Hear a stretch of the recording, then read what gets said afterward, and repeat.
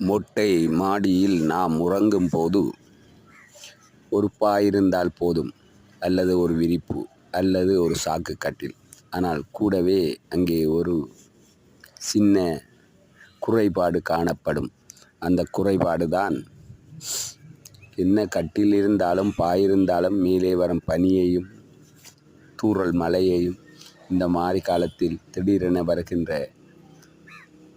சிலுசிலுக்கின்ற மழையையும் நாம் அதில் அரைவாசியில் அல்லது கொஞ்சம் நேரத்தில் அல்லது நடுச்சாமத்தில் எழுந்து சென்று மீண்டும் நாம் கீழே செல்ல வேண்டி ஏற்படும்.